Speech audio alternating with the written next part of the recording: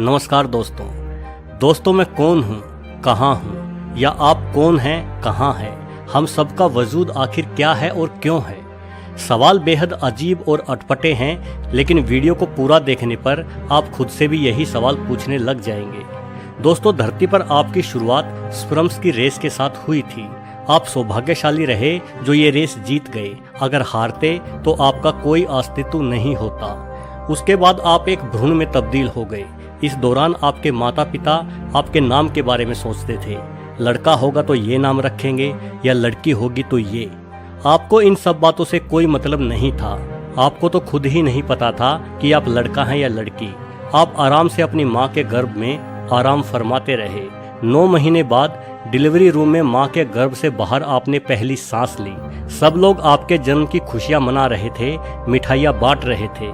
सभी खुश थे सिर्फ आपको छोड़कर। आप तो दहाड़े मार मार कर रोए जा रहे थे। खैर, दूध पिलाकर आपका रोना चुप कराने की कोशिशें की गई। ये कोशिश कई महीनों तक लगातार चलती रही।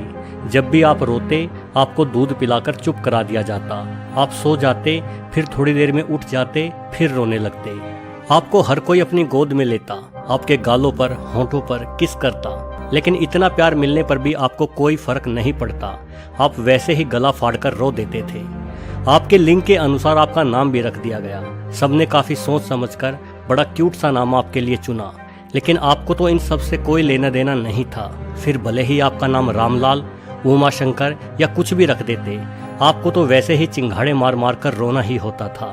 खैर, आप थोड़े बड़े हुए, थोड़ा बहुत कुछ समझने लगे, खेलने लगे, तो आपको जबरन स्कूल में धकेल दिया गया। हालांकि शिक्षा हम सबके लिए बेहद महत्वपूर्ण है, लेकिन उस समय तो ये सब आपके लिए जबरदस्ती ही था। स्कूल में जाकर पहली बार आपने खुद से कुछ चुना, अपना दोस्त। आपको नहीं पता था कि जिसे आपने अपना दोस्त बनाया है वो अच्छा इंसान है या बुरा, और आपको इन सब बातों से कोई मतलब भी नहीं था। बस आपको कुछ दोस्त मिल गए, बहुत है। वो ख्वाबों के दिन, वो किताबों के दिन, वो सवालों की रातें, वो जवाबों के दिन न जाने कब बीत गए और आप युवा हो गए। अब आपका झुकाव अपने से विपरीत लिंग के साथी की तरफ भी हो गया।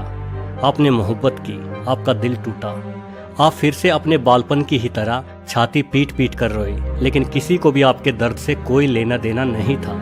फिर आपने तय किया कि आप नहीं टूटेंगे, आप मेहनत करेंगे, कुछ बड़ा करेंगे। समय के साथ साथ आपको नौकरी भी मिल गई। अब आप बहुत खुश हुए क्योंकि खर्च करने के लिए आपके पास पैसे थे। फिर आपकी शादी हो गई। किसी समय आप बच्चे थे, लेकिन अब खुद आपके अपने बच्चे हैं। अपने बच्चों के अंदर आपको अपना बचपन फिर से दिखाई देने लगा। उनकी ज़रूरतें और इच्छाओं से ज़रूरी आपके लिए कुछ नहीं रहा। बच्चों के पालन पोषण, घर परिवार और ऑफिस की जिम्मेदारी निभाते हुए अब आपका जीवन और भी तेजी से भागने लगा और आपकी उम्र ढलने लगी। इसी तरह अपनी जिम्मेदारियों का बोझ ढोते हुए, अपने बच्चों को युवा होते देखते हुए आप बूढ़े हो जाएंगे। अपनी ज़िंदगी में आपने बहुत पैसे कमाए। पैसों को कमाने के लिए आपको झूठ भी बोलना पड़ा, दूसरे लोगों को धोखा तक देना पड़ा। अपने बच्चों का बेहतर भविष्य बनाने के लिए आपसे जो बनाया आपने किया। फिर भी बुढ़ापे में आप अकेले पड़ने लगोगे। बुढ़ापे में आपको ख्याल आने लगेगा कि आप अपनी ज़िंदगी कभी खुलकर नहीं जी पाए। आप कभी खुद के लिए नहीं जी पाए, क्योंकि आप हमेशा खुद से ज़्यादा दूसरों की खुशियों के बारे में ही सोचते रहे। आपको एहसास होगा कि युवावस्था में जिस मोहब्बत के ना मिलने के कारण आप रोए थे, वो सब बेकार की बातें थी। आपको हमेशा खुश रहना चाहिए था। आपको दूसरों की परवाह ना करते हुए खुलकर जीना था। जीवन भर पैसों के पीछे भागने से बेहतर था कि भले ही थोड़े कमाता, लेकिन उस कमाई को खर्च करने के लिए समय भी निकाल पाता। किंतु अब ये सब सोचकर क्या फ़ायदा। चाहे जैसी भी जी हो, अब आप अपनी ज़िंदगी जी चुके हैं। इन्हीं सब ख्यालों के साथ एक दिन आपकी तबीयत खराब हो गई और आपको हॉस्पिटल ले जाया गया।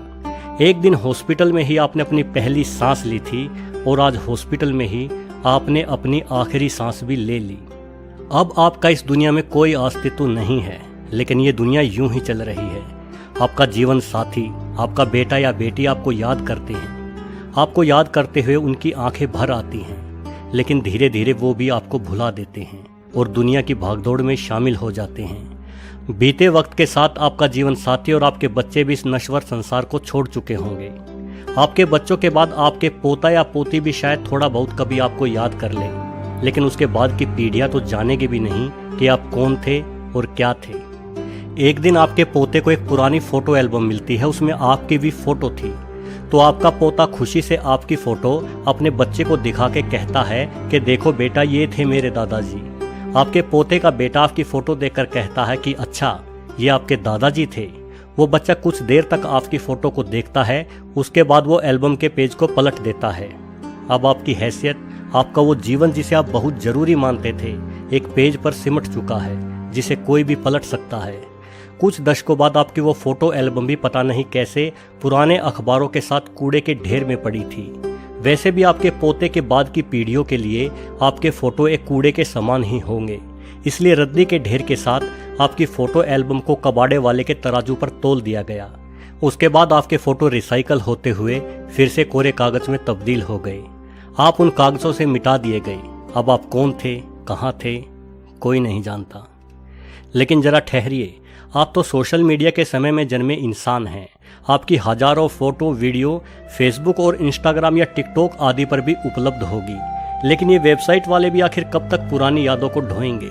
एक दिन इंस्टाग्राम और फेसबुक वालों ने भी तय किया कि जो 80 या 100 साल पुरानी आईडी या प्रोफाइल है उन्हें डिलीट कर दिया जाए, क्योंकि इन आईडीज को चलाने वाले वैसे भी अब इस दुनिया में नहीं रहे होंगे। बेकार में अपने डाटा सेंटरों को भरने से भला क्या फ़ायदा। फिर इन वेबसाइट्स के एम्प्लॉय ढूंढ ढूंढ कर पुरानी आईडी डिलीट करने लगे। जहां एक फेसबुक के एम्प्लॉय ने आपको आखिरी बार याद किया, उसकी नज़र यूं ही आपकी प्रोफाइल पर पड़ गई थी। वो आपके फ़ोटो देखने लगा। आपने बहुत ही टशन में फ़ोटो जो खिंचवाई थी, कभी नदी के किनारे बालों को भिगोकर झटकते हुए, कभी अपनी नई गाड़ी के साथ सीना चौड़ा करते हुए। फ़ोटो के नीचे अपनी गाड़ी की तरफ उंगली करते हुए आपने लिखा था माई न्यू टॉय। एक ऊंची पहाड़ी पर खड़े होकर खिंचवाए गए फोटो के नीचे आपने लिखा था कि हम तो रोज मौत से खेलते हैं, लेकिन हमें जो मार डाले ऐसी मौत ऊपर वाले ने नहीं बनाई। आपका ये फोटो देखकर फेसबुक एम्प्लॉय के चेहरे पर हल्की सी मुस्कुराहट आई। फिर उसने आपकी प्रोफाइल को सिलेक्ट किया और डिलीट बटन दबा दिया। आपकी वो प्रोफाइल, आपके वो फोटो जिन्हें खींचने से पहले आप कई बार सोचते थे कि अच्छी कैसे आएगी। इस तरफ से बैकग्राउंड में रोशनी आ रही है, उस तरफ डार्क बहुत है, इसमें शक्ल अच्छी नहीं दिख रही, ये वाली ब्लर हो गई है, हाँ ये वाली बहुत बढ़िया आई है। सब के सब सिर्फ एक डिलीट बटन से खत्म, दी एंड। दोस्तों, आपने जिंदगी भर झूठ बोलकर लोगों को धोखा देकर जो प्रॉपर्टी खड़ी की है, इसका आनंद तो आपकी आने वाली दसियों पीढ़ियां उठाती रहेंगी, किंतु आप कौन थे, क्या थे, उन्हें नहीं पता होगा। आपका वजूद, आपकी पहचान एक दिन खाक में मिल चुके होंगे। वीडियो को पूरा देखने के लिए आपका बहुत बहुत धन्यवाद।